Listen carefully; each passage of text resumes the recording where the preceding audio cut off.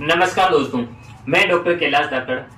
सुषुम्ना नाड़ी जो हमारी रीढ़ की हड्डी के अंदर जितनी भी नाड़ियां निकलती है उसके संबंध में इस वीडियो में बात करेंगे।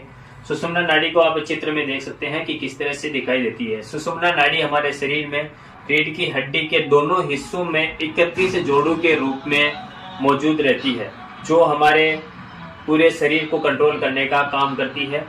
सुषुम्ना नाड़ी जो हमारे मस्तिष्क से निकलकर पूरे स्पाइन रीजन के अंदर होते हुए पैर के अंगुलियों के और हाथ के अंगुलियों के अंतिम छोरों तक पहुंचती है। उसको किस तरह से डिवाइड करते हैं आप डायग्राम में देख सकते हैं।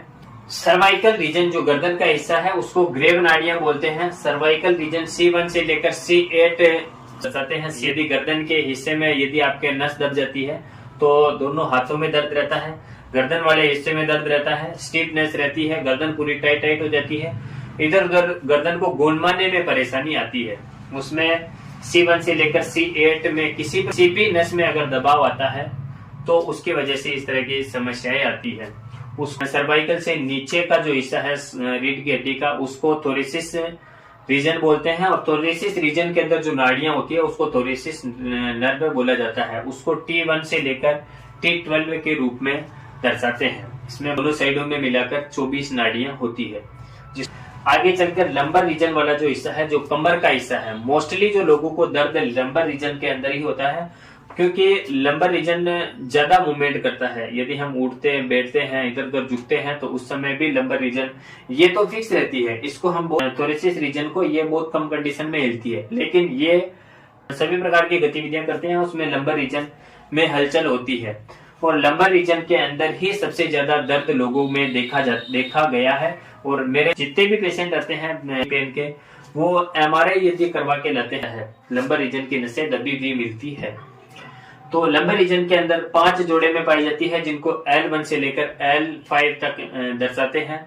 उसके बाद में सेक्रल रीजन है, ये भी 5 जोड़े के रूप में मौजूद रहती है, जिनको S1 से लेकर S5 तक दर्शाते हैं।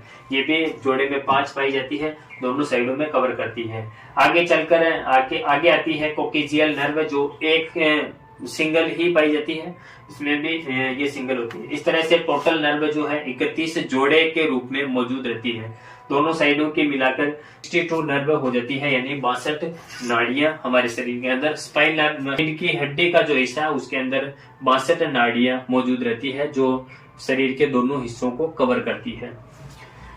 लंबर रीजन में लोगों को सबसे ज्यादा दर्द और सबसे ज्यादा परेशानी का सामना करना पड़ता है, और लंबर रीजन की नाड़ियां ही सबसे ज्यादा कंप्रेस होती है। लंबर रीजन में ये वाला जो हिस्सा है, डायग्राम में भी आप देख सकते हैं, L1 से लेकर S5 तक, यानी L1, L2, L3, L4, L5, S1 और S5 तक जो हिस्सा है, इसमें लोगों को सबसे ज्यादा दर्द रहता है। इसी के अंदर लोगों में सबसे ज्यादा परेशानी का सामना करना पड़ता है। मेरे जितने भी पेशेंट हैं उनकी यदि आप MRI देखते हैं, मैंने जितनी भी देखी है, मैं अपने एक्सपीरियंस से कह सकता हूं कि जितने भी मैंने MRI देखी है, L1 से लेकर S5 तक की जो नर्व है वो 80% केस ऐसे थे जिनमें L1 से लेकर S1 तक की नाड़ियां कंप्रेस मिलती है, जिसमें किसी भी नाड़ी में 1, 2 या 3 एक साथ में कंप्रेस हो जाती है, उनमें ज्यादा दिक्कत आती है। उम्मीद करता हूं कि आपको वीडियो पसंद आएगा। अपने रिलेटिव किसी भी व्यक्ति को कमर दर्द, घुटना दर्द या फिर सर्वाइकल रीजन में दर्द, यानी जो गर्दन के हिस्से में दर्द रहता है, से आप हमारे यहाँ सेंटर पर आकर का ट्रीटमेंट करवा सकते हैं। धन्यवाद।